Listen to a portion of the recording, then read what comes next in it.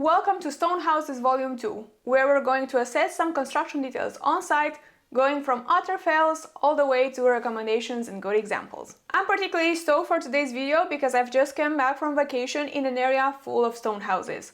Old and new, renovated and, well, not so renovated.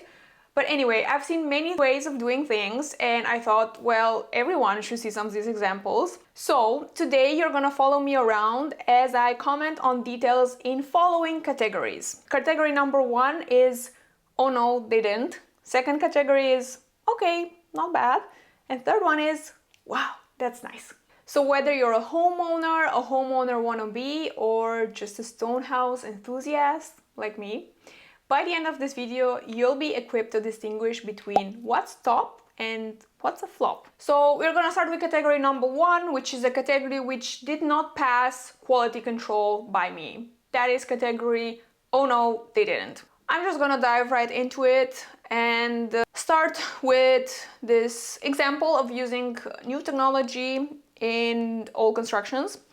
So we have here a big concrete beam supporting the garage opening. This works structurally, but it looks odd and out of place, like an improvised solution, because they didn't take the 2 extra minutes to find the proper solution that was adequate for this old building. Also, those metal doors complete the look of improvisation, I assume. A little bit down the street, another example of the same wrong principle, trying to fix a rain pipe with cement-based plaster to the stone wall. This is just principially wrong, because rain pipes are always fixed with metal elements. They're never fixed with plaster, not even now in new constructions, never ever. They really love the plaster here. You can see they try to repair everything with it, except it just doesn't work.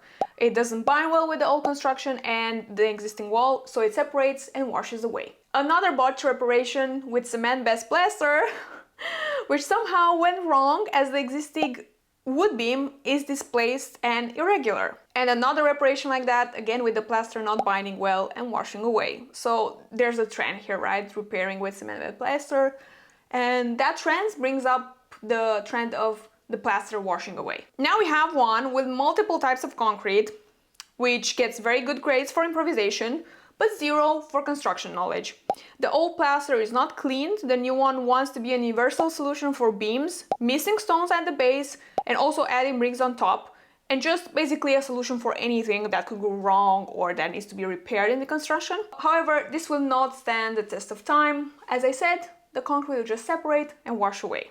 And speaking of the test of time, here's one that was renovated at some point in time and that looks like an improvisation 50 years later as well. This is not structurally wrong and I appreciate that they have a stone beam, but what's with the concrete around it? It's unnecessary. Also, I want to point out that they wanted a new smaller door in this big opening and they managed to have something that at the same time is still big and looks worse.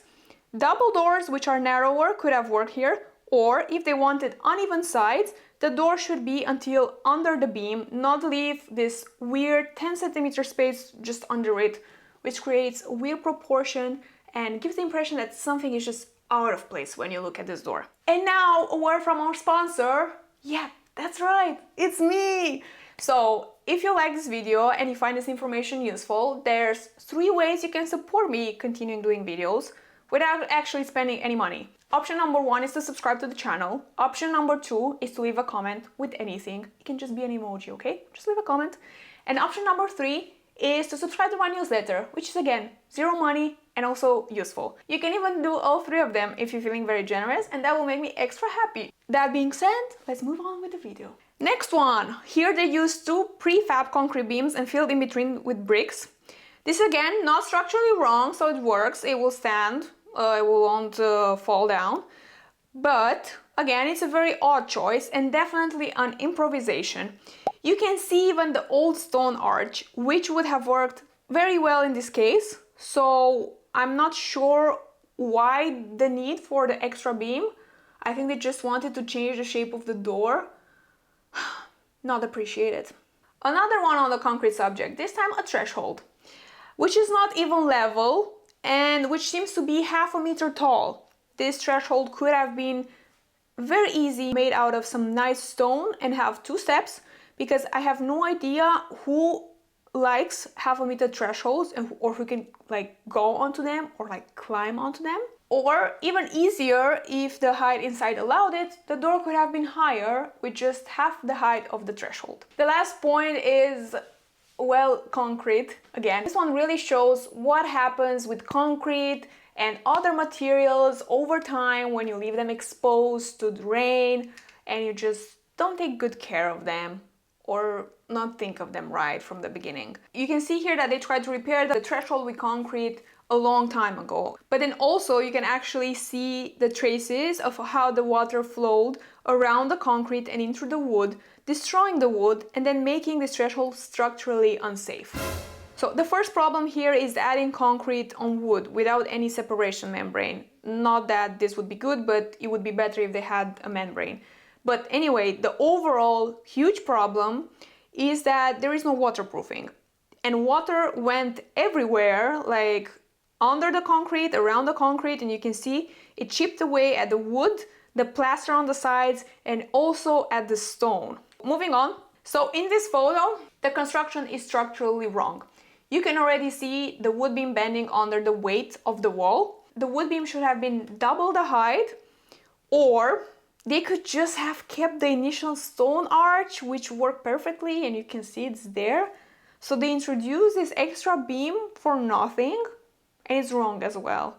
And the reason for this is, again, I think they tried to have a new shape for the window and not have an arched window, but it doesn't work well. And then the next one is this poor door, who could have been a magnificent arched door, but no! Someone thought it would be better to have a smaller rectangular door and fill the sides. And the door is also not level in its entirety. So this looks very odd, and I don't even understand the reason for this. I don't understand what were they thinking. Like, you could have put like a wooden door in the whole arched opening, and that door opening could have been rectangular, you know, like in all like medieval castles, and it would have been the same. Or if you would wanted to do it in a contemporary way and very, very nice, you would have put a glass door. That would have been top. So here, they wanted to add another level, but for what I assume to be financial reasons, they extended the house in brick, and this very, very small brick, not stone. This not only looks like an improvised shack, obviously, but has also serious thermal insulation problems. So the lower part, which has thick stone walls, is insulated better than the upper part, which has these very slim brick walls. So not only that this is uncomfortable, this creates heat and cold to flow differently between the stories. And in the end, can produce condense and mold as well. And yes, this was an area in which it gets very cold in the winter. So we're not discussing Tenerife, we're discussing north of Spain. As a closer for this chapter, have a look at some examples of rising damp and how obvious it is in all constructions. You can see the plaster in a different color up until the water touched it. And in the other example, you can see the lower stones with no plaster between them because it just fell due to the salt in the water coming up. So this issue can be solved just by introducing a waterproof layer in between the existing stones. So injecting a chemical compound which acts as waterproofing in the wall, which works very, very well. It takes some time to do it, but it works very well and very fast. But plastering the stone wall on top of it definitely doesn't work at all. So that's not a solution at all. Not gonna solve it, probably gonna make it worse and make more work for you later on. So moving to the okay, not bad section, this is the shortest section that I have. These are things that are just okay, but like they're not bad, they're done well, but they're also not my favorites. First one is a beam. The beam is a trending topic in this video. So first one is a beam, which looks like it's made out of stone, but stone cannot structurally stay like this, like fully horizontally. It has to be arched, even if it's just a little bit. So this is actually the cover up for a concrete beam that is behind it. But I appreciate the thought put into this. So they actually thought, how do we make this house look like it's done way, way back? We put stone on the facade, and then, okay, we cannot put a full stone, let's put concrete, and then the stone just on the facade. This house doesn't look like it's improvised. This looks like, this is how it should be. This is nice. We also visited this village which is fully stone houses, which would give us an example of how a stone village should look like when it's done properly. So most of the houses are renovated, but they used wood for beams. They repair with similar stone in a similar color and similar size. There aren't any out of place improvisation of new materials. So overall, it's a very nice, coherent vibe. Everything looks like this is how it's supposed to be, and it creates a very, very nice atmosphere if you compare this to the stone house with bricks on top.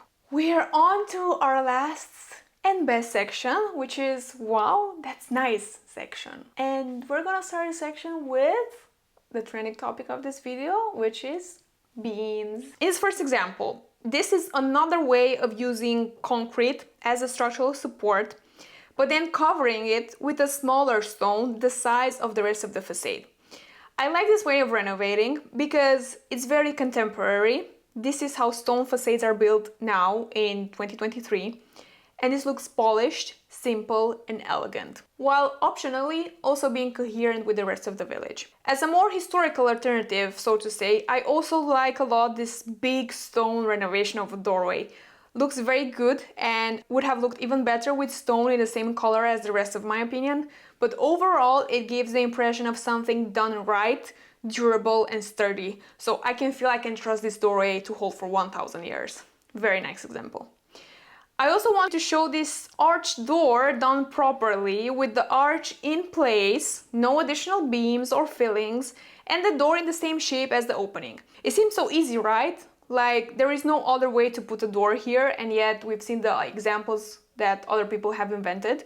Also, please observe the two nice stone steps of the same material as the arch. Another contemporary example is this townhouse, which has all the elements of the village. So obviously it's a stone house. It has wood shutters, wood windows, but then again, this is done in a contemporary way. You can see that this was renovated now, but at the same time, it doesn't look out of place with the rest of the village. So most of the facade is stone, but then there's wood and also some hints of steel, which I agree is not historical, but it fits. It's a good way of doing this. The steel emphasizes the windows and the doors. I like this a lot. And then the last example is a beautiful village which looks absolutely dreamlike. But apart from that, the details what I wanted to point out are: number one, they are using different materials on the facade without it looking like an improvisation. So we have stone and brick or stone and plaster looking good together, and that is because they're on the same color scheme. Number two is that they don't change the structure of the openings. So that means arched doors and windows remain arched. They don't put new different doors in or like new beams, or they don't fill them in or something else. And then number three, super nice, they take care of the wood that is already present in the constructions.